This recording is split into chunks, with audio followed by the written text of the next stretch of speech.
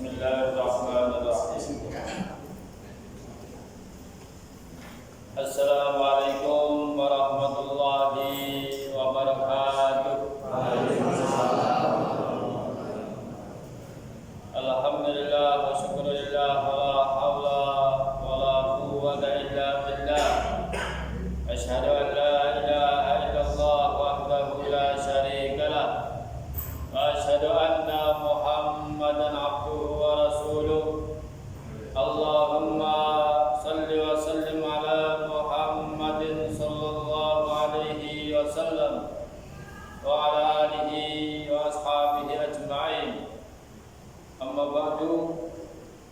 Alhamdulillah kita bisa melanjutkan kajian kita, kajian Ramadan tiap hari Kamis. Kita awali dengan membaca kalimat basmalah bersama. Bismillahirrahmanirrahim.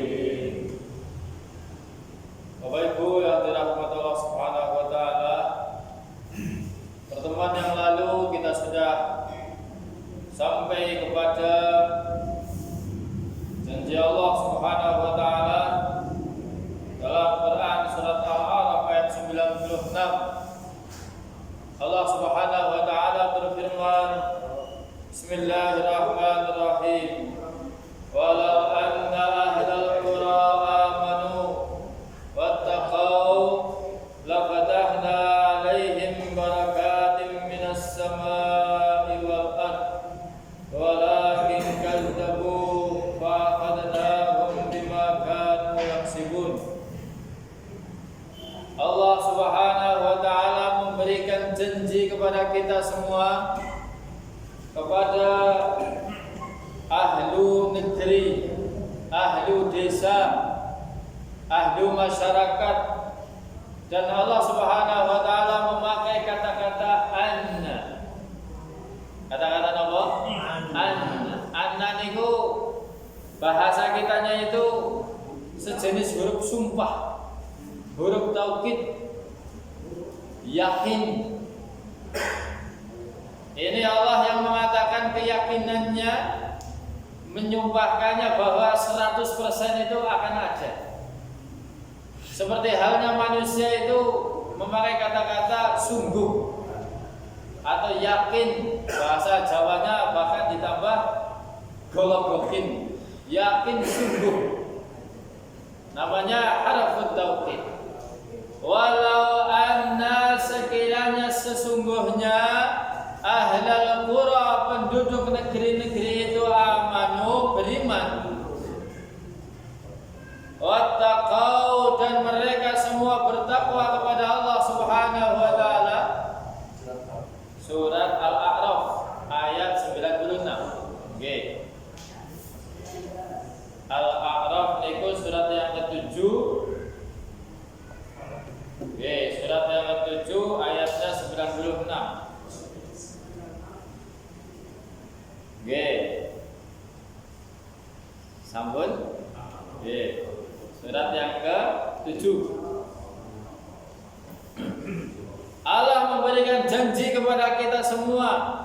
Janjinya bukan janji yang ringan, memakai kata-kata anna. Wong seandainya Allah saja tidak memakai kata-kata anna, boten ngangge kata-kata sungguh, kita kan akan percaya. Ya betul? Nah, napa malih memakai kata-kata sungguh. Wong enggane niki kula niki gawe pajan nggih. Kula insyaallah ngenjang dina Kamis sonten mriki jam gangsal. Jenengan percaya napa mboten? Kita percaya nggih. Seandainya saya tambahi memakai kata-kata sungguh, temenan, yakin, wah, jenengan tambah percaya nggih? Nah. Tambah, itu manusia. Lah di sini Allah Subhanahu wa taala dalam Al-Qur'an menambahi dengan kata-kata sungguh. Anna, itu artinya sungguh. Wong seandainya annanya dibuang saja kita percaya kok. apalagi memakai kata-kata sungguh. Anna, walau anna sekiranya sesungguhnya penduduk negeri-negeri itu, penduduk desa, yang mana kura itu kan jamak dari qaryatun. Niki sing sinau bahasa Arab nggih. Kura niku jamak dari qarya. Qarya niku artinya desa. Berarti kura jamak dari desa-desa. Agar penduduknya pada percaya pada Gusti Allah, penduduk desa-desa itu pada percaya kepada Allah Subhanahu wa taala, wattaqau dan bertakwa kepada Allah Subhanahu wa taala. Berarti iman dan takwa dengan sejati-jatinya. Bukan hanya dalam lisan tapi juga dalam perbuatannya. Dalam hati apalagi. Gitu. Nah, hanya kadang kita keyakinannya perlu dipertebal. Wong kadang sudah yakin, sudah iman, tapi pas waktu pelaksanaan dan kadang tidak semudah yang diucapkan. Berteori itu gampang, tapi pas praktek kadang sulit melaksanakan.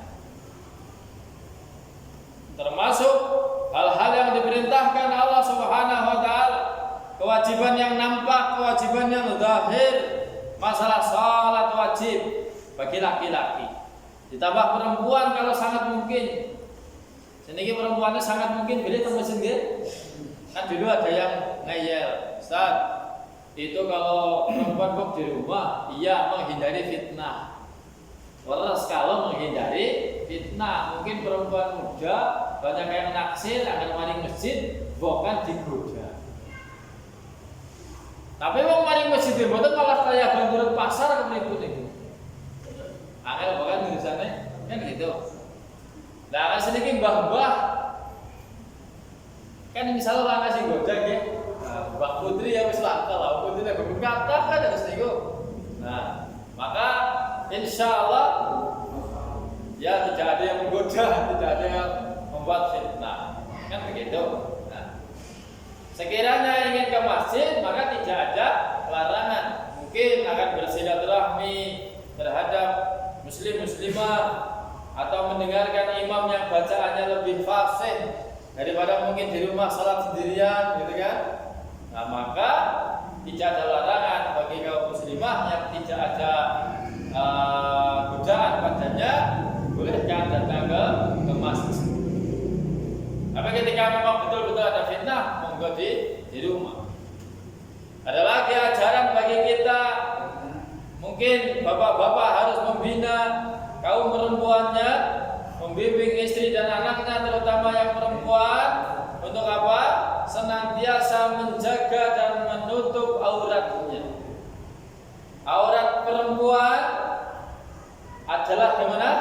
Seluruh tubuh kecuali muka dan telapak tangan. Kalau laki-laki bukan ngambil, sing penting ngambil lutut sampai pusar itu ditutupan. Bahkan kita sampai atas-atas, sampai laki-laki dengan panjang, bahkan kita pakai sarung atau celana panjang.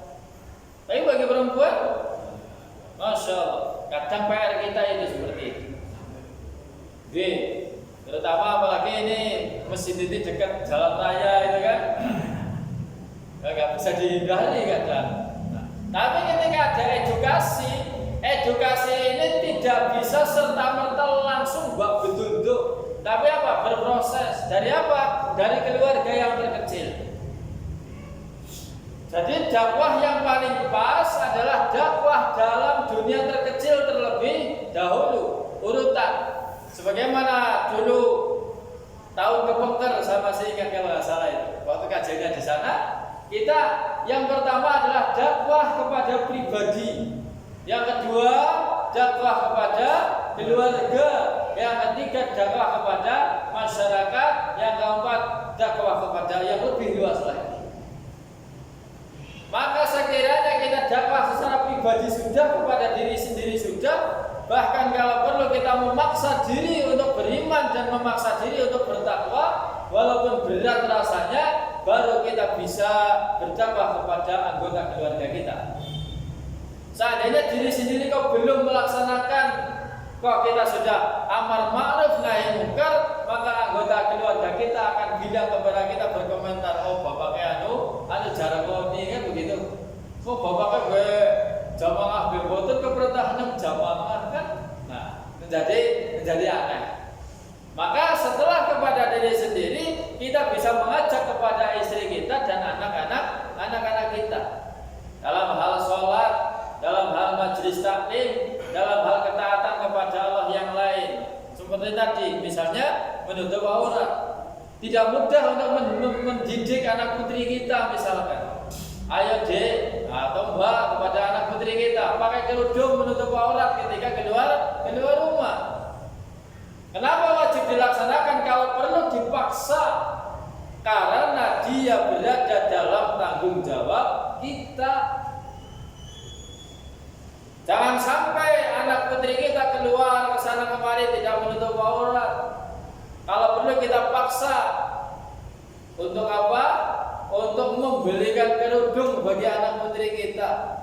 Kain yang panjang, gamis dan kaos kaki kalau perlu.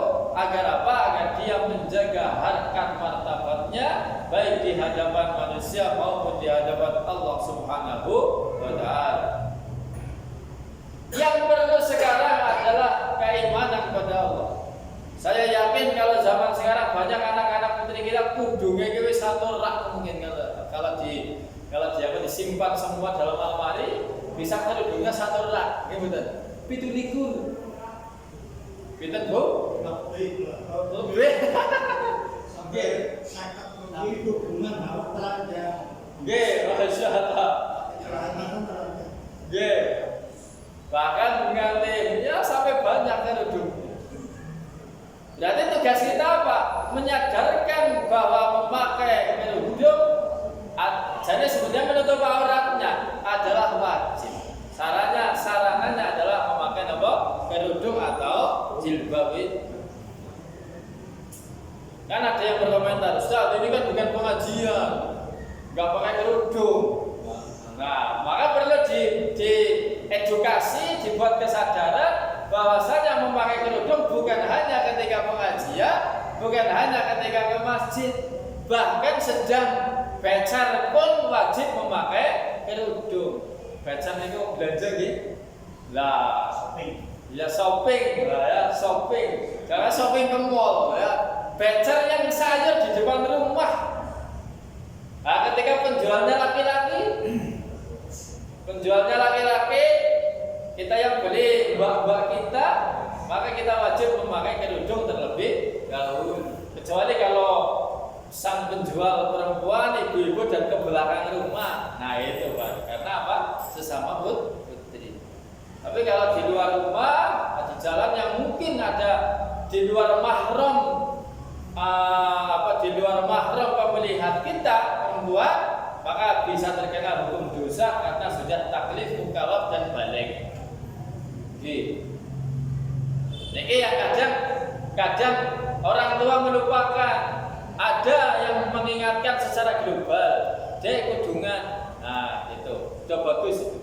Tapi ada yang menganggap sudah tahu tapi jebule belum tahu. Itu ada. Bahkan kepada siapa saja perempuan bisa membuka auratnya, itu harus diberitahu. Mungkin diarahkan ke pengajian atau langsung ditunjukkan ayatnya. Nah, ditunjukkan ayatnya yang kira-kira berkenaan dengan aurat surat nomor apa? Ngertos apa tadi? An-Nisa ayat pinten? Al-Ahzab 59, An-Nur 31. J. Al-Ahzab 59 suruh mereka memakai kain kerudung sampai ke dadanya. Sehingga apa? Tidak hanya auratnya yang nampak, tapi sampai ke dadanya sehingga tidak nampak lekuk tubuh mereka. Berarti kain kerudungnya yang panjang atau yang pendek? Yang panjang sampai sini, sampai bawah. tidak hanya kain sekujit yang diselendokkan ke sini toh. Nah, kan ada nggih? Ada perempuan lah, kan wis kudungan, tapi hanya sampai sini. Leher toh. Modis gitu ya. Bawahnya masih kencang dan belum sampai bawah. Oke, maka kewajiban kita sebagai orang tua, apalagi ibunya, memberitahu kepada anak putrinya. Lebih pas lagi pas menjelang balik dikasih tahu. Syukur-syukur sejak usia anak-anak. Usia anak-anak yang mungkin usia SDMI lah. Usia kelas 1, 2 sudah dilatihkan. Dan itu kita tidak bisa sendirian. Soalnya apa? Ketika kita sudah memaksa anak putri kita, oh ternyata anak putri kita bergaul dengan teman yang lain enggak. Pak, itu kan juga gitu loh. Nah, maka tugas kita bersama, selain diri kita, nanti juga anggota keluarga kita, juga kita akan menuju ke tetangga sebelah. Tetangga sebelah. Kalau perlu sampai ke taraf desa. Maka di sini sudah level yang sangat luar biasa. Al-A'raf ayat 96. Kan gitu. Walau anna ahlal qura, sekiranya penduduk desa-desa, penduduk negeri, yang mana negeri itu kan kumpulan dari apa? Kumpulan dari orang-orang berkumpul jadi rumah, jadi keluarga, rumah berkumpul jadi apa? Rukun tetangga, kan gitu. Rukun tetangga jadi RW, jadi desa, jadi negeri. Oke. Dan itu prosesnya sangat luar biasa. Pertama-tama di rumah kita sendiri dulu. Nanti ke rumah tetangga sebelah. Mungkin rumahnya adik kita, rumahnya kakak kita. Kenapa? Karena biasanya kalau satu keluarga itu lebih mudah dipahamkan biasanya. Gitu maksudnya. Seperti Kanjeng Nabi berdakwah itu kan kepada anggota keluarga dulu. As-sabiqun al-awwalun, yang paling pertama-tama didakwahin itu kan istri. Kemudian terus kepada siapa? Keponakan. Ali bin Abi Thalib itu adalah keponakan. Ada lagi pamannya Hamzah dan lain sebagainya. Itulah kepada keluarga-keluarga dulu. Habis itu kepada yang besar, kepada RT mungkin, kepada RW mungkin, kepada desa mungkin. Maka seyogianya ada kaum muslim yang taat yang bisa menjadi apa? Bisa menjadi pemimpin yang adil, bisa menjadi pejabat. Supaya apa? Tidak jauh semua dari pejabat. Kalau semua menjauhi dari pejabat, maka akan menjadi sulit berdakwah. Kenapa? Pejabatnya, penguasaan terhadap Islam akan kurang. Kita tahu bahwasanya pemimpin yang adil itu juga termasuk golongan yang dinaungi oleh Allah Subhanahu wa taala di akhirat kelak. Pemimpin yang adil, bukan pemimpin yang sebaliknya. Untuk mencapai pemimpin yang adil tentunya harus belajar apa makna keadilan tersebut. Ma'asyiral muslimin rahimani wa rahimakumullah. Oleh sebab itu, perjuangan dan dakwah hendaknya dimulai dari diri kita dan anggota keluarga kita terlebih dahulu. Ayat yang lain banyak mengungkapkan tentang amar ma'ruf nahi munkar. Ini ayat utama adalah Al-A'raf 96. Kita tahan di situ. Dibuka Bang Rikurin ya maksudnya. Nah, tapi kita akan membuka ayat yang lain untuk menuju situ. Ayat yang tadi tentang keluarga, misalnya At-Tahrim ayat 6, surat At-Tahrim ayat 6. Ya ayyuhalladzina amanu qu anfusakum wa ahlikum nar. Ini keluarga. Kemudian apa? Untuk menjadi keluarga yang banyak, maka akan menjadi umat. yang masyhur atau terkenal juga Ali Imran 110. Kuntum khaira ummah. Kuntum khaira ummah. Kalian semua adalah khaira ummah, ummah yang terbaik. Selama apa? Di situ ada kata ayat mengatakan kuntum khaira ummatin ukhrijat lin-nasi ta'muruna bil ma'rufi wa tanhauna 'anil munkar. Selama di sana ada ta'muruna bil ma'ruf, selama ada orang yang gemar amar ma'ruf dan orang yang gemar mencegah kemungkaran. Ada amar ma'ruf, ada nahi munkar. Sekiranya kita tidak sanggup nahi munkar, kita amar ma'ruf. Nahi munkarnya serahkan orang lain, gitu. Atau cukup dengan lembaga lain. Lembaga yang lain yang nahi munkar, misalnya kan ada kepolisian, ada lagi mana, gitu kan? Kita tinggal kerjasama. Namanya manajemen organisasi, kan gitu. Nah, dan Allah suka dengan dakwah yang termanage, dengan perjuangan yang termanage. Allah mengungkapkan kata-kata cintanya, innallaha yuhibbul ladzina yuqatiluna fi sabilihi saffan ka'annahum bunyanun marsus. Allah itu menyukai orang-orang yang berjuang di jalannya seperti bangunan yang kokoh, yang bersaf-saf itu, yang barisannya teratur, orang apa-apa di kabeh, gitu kan? Nah, maka ada ilmu manajemen di situ. Surat As-Saff ayat ke-3 atau 4. Innallaha yuhibbul ladzina yuqatiluna fi sabilihi saffa. Sesungguhnya Allah menyukai, sesungguhnya Allah mencintai orang-orang yang berjuang di jalannya dalam keadaan barisan yang teratur, bersaf-saf. Tidak semuanya harus di depan, tapi juga harus ada yang di belakang. Tidak semuanya di belakang, harus ada yang di depan, yang di tengah, bahkan harus ada yang jadi pimpinan.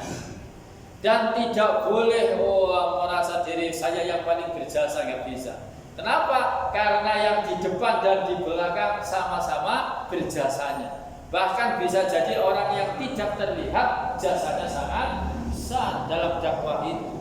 Kayak masjid inilah, yang paling berjasa apa dalam masjid ini? Kita memuji catnya, catnya bagus sekali, gitu kan? Belum tentu catnya, ternyata ada pondasi yang tidak pernah terlihat, kan gitu, yang menopang masjid tersebut atau bangunan tersebut. Sama dalam dakwah juga sama, dalam dunia perjuangan juga sama. Nah, untuk mencapai khairul ummah, umat yang terbaik itu harus ada ta'muruna bil ma'rufi wa tanhauna 'anil munkar. Tidak boleh ditinggalkan begitu saja untuk mencapai khairul ummah. Maka harus ada orang tua, harus ada masyarakat yang memondokkan anak putra atau putrinya, dimasukkan ke pesantren, dimasukkan ke madrasah Islam, bahkan sejak dini masuk ke mana? Masuk ke TPQ. Supaya apa? Supaya mereka tahu amar ma'ruf nahi munkar. Ketika kalau perlu semuanya sejak dini, baru kalau sudah agak gede silahkan. Mungkin ada yang jadi polisi yang mengetahui Al-Quran. Kalau perlu ada yang jadi TNI, jadi ABRI yang mengetahui Al-Quran. Ada yang jadi dokter, jadi apapun, tapi yang mengetahui Al-Quran. Syukur-syukur hafal. Beberapa waktu yang lalu saya silaturahmi ke sini, Koramil, diterima dengan baik, senang. Bahkan menyilahkan, kalau ada santrinya yang hafal Quran, suruh jadi TNI saja. Alhamdulillah. Bahkan mereka itu senang. Gitu. Dan saya silaturahmi ke Polres, bahkan semua ada tulisannya. Bagi tamatan SLTA yang hafal Quran, silahkan mendaftar. Jadi bagian bimas kalau nggak salah itu ada. Alhamdulillah, saya ikut bahagia kan gitu. Ternyata mereka juga senang bekerja sama kan gitu. Coba sekiranya ada polisi sing ora ngerti agama kan jadi apa? Miras siapa? Nah, mereka tahu miras, tapi ketika ditambah tahu hukum miras, mereka jadi bisa. jadi bisa nalar kan gitu. Nah, kita bisa laporan saja Pak Polisi, ini nih di sini ada perkumpulan lagi mabok-mabokan. Kita cukup WA saja. Nggak perlu kita yang apa? Yang ngomongin langsung, nasihat langsung, gitu kan? Mau kita sendirian nggak punya kekuatan lagi takmir masjid, gitu kan? Tapi kalau mereka kan beserta rombongan berapa kompi kan gitu. Jadi itu, jadi mereka akan senang juga. Syukur-syukur ada nanti anak kita yang jadi dokter mengetahui Al-Quran. Ada yang jadi TNI mengetahui Al-Quran, syukur hafal. Jadi ABRI, jadi pemimpin yang adil. Gitu. Jangan apa khawatir anak putranya masuk pondok pesantren. Insya Allah juga bisa melanjutkan di perguruan tinggi baik umum maupun Islam. Para sedulur yang dirahmati Allah Subhanahu wa taala. Kembali Al-Qur'an surat Al-A'raf ayat 96. Walau anna ahlal qura aman.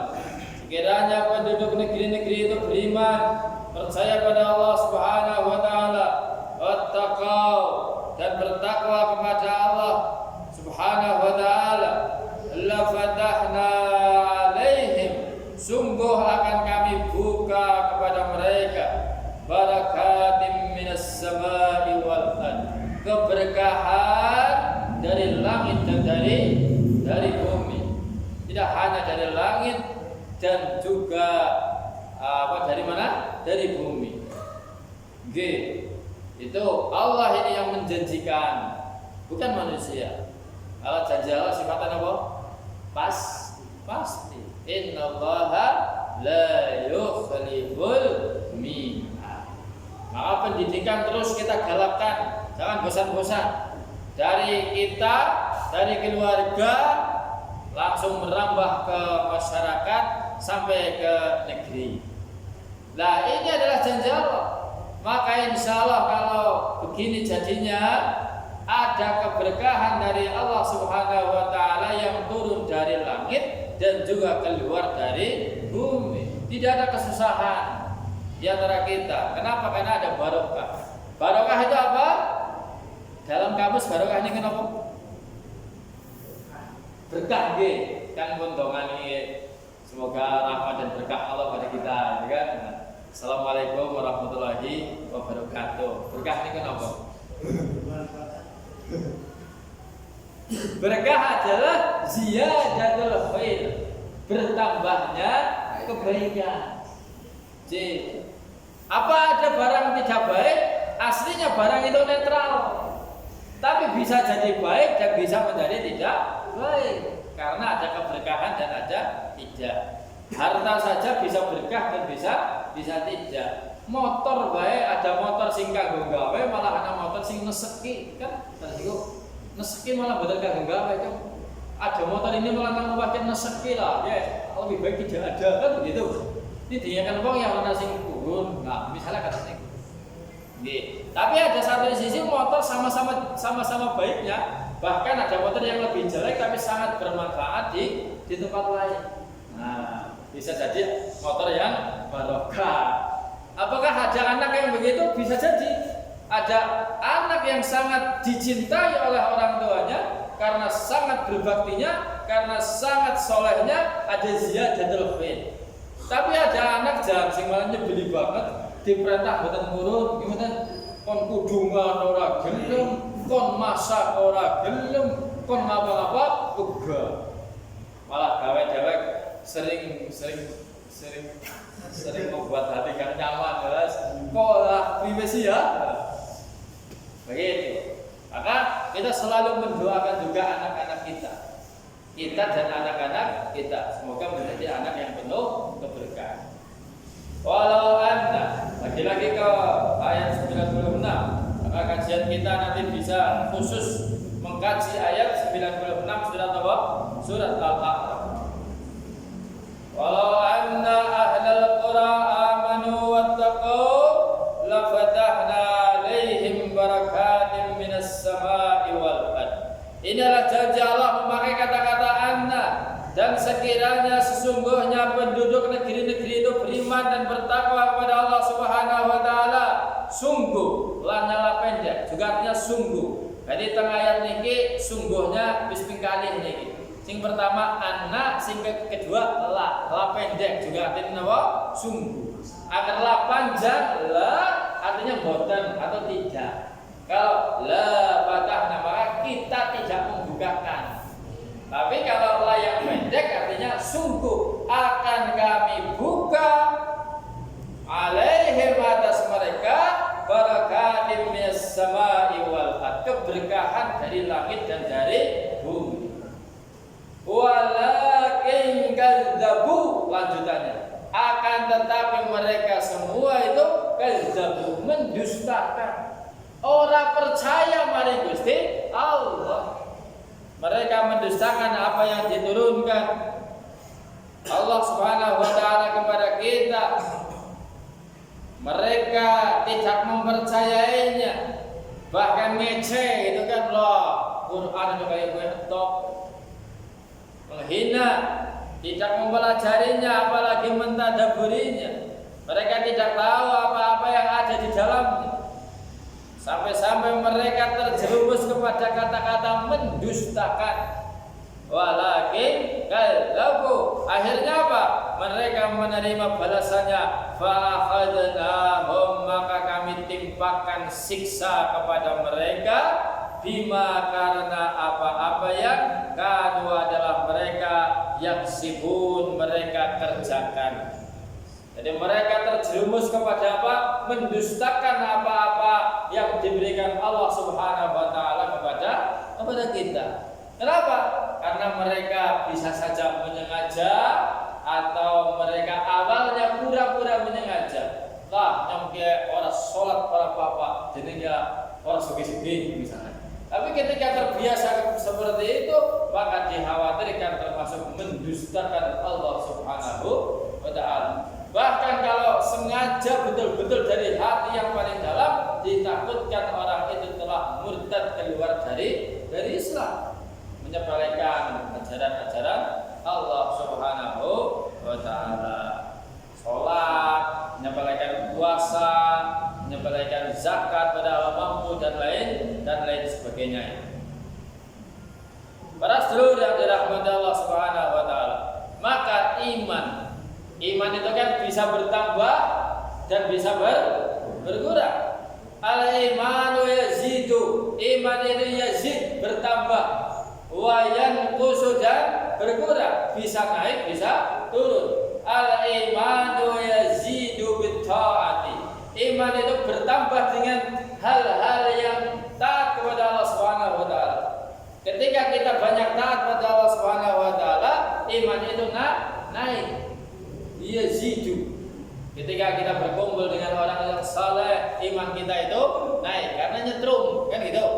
Kita membaca Al-Qur'an, iman kita apa? Naik karena dicas. Bahasa HP-nya dicas, kan itu. Tetapi ketika kita jauh dengan majelis taklim, jauh dengan pengajian, jauh dengan forum membaca Al-Qur'an, bahkan kita berkumpul dengan orang-orang yang sholatnya kadang mungkin duhurnya jam 1, duhurnya jam setengah 2, jadi kita itu menggampangkan. Lah itu orang apa sholat duhur tengah loro, kan itu. Nah, nanti lama-lama jam 2, nanti lama-lama duhur setengah 3, masya. Padahal awalnya sholat jamaah. Namanya futur. Futur ini kan apa? Berkurang imannya setelah pernah beriman tebal, ya. Jadi turun iman, itu namanya apa? Futur pakai tak. Kalau pakai tok, futur itu makan pagi, kan gitu.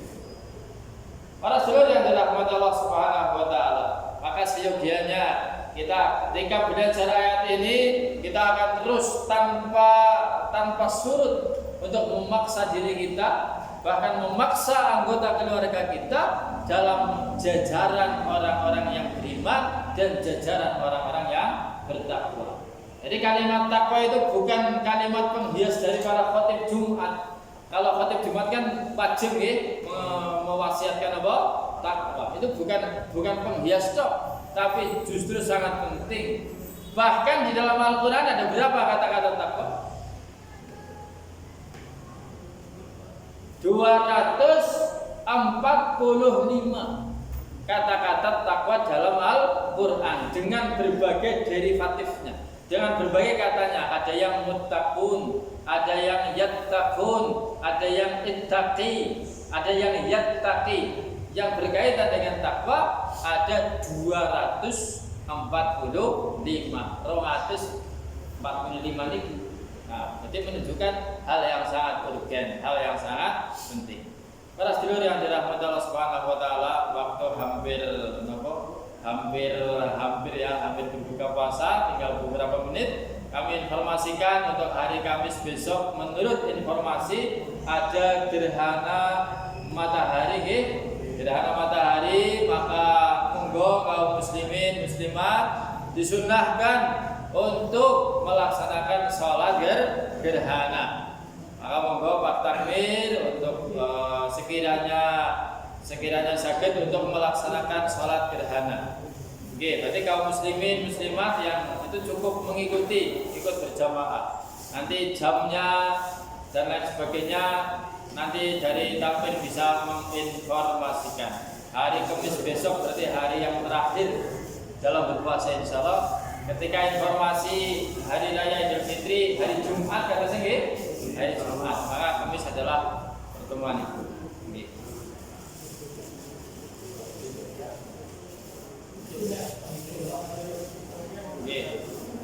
Untuk Kamis besok masih atau cukup sampai sini? Masih nggih? Salah masih. Nggih, Bapak. Kamis besok masih nggih.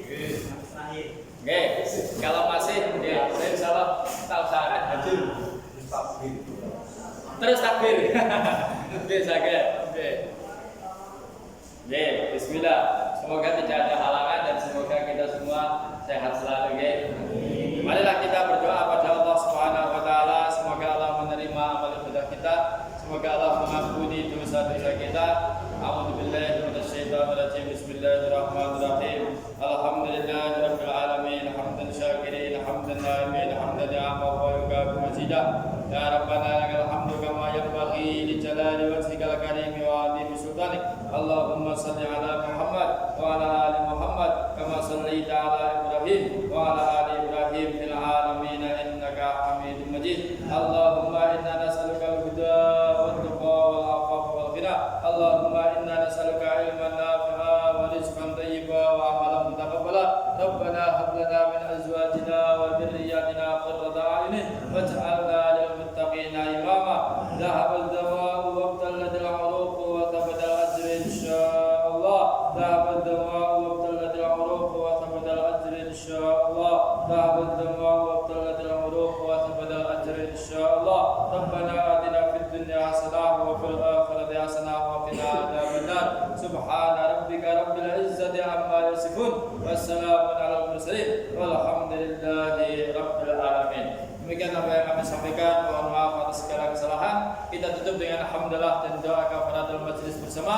Alhamdulillahi rabbil alamin. Subhanakallahumma wa bihamdika asyhadu an la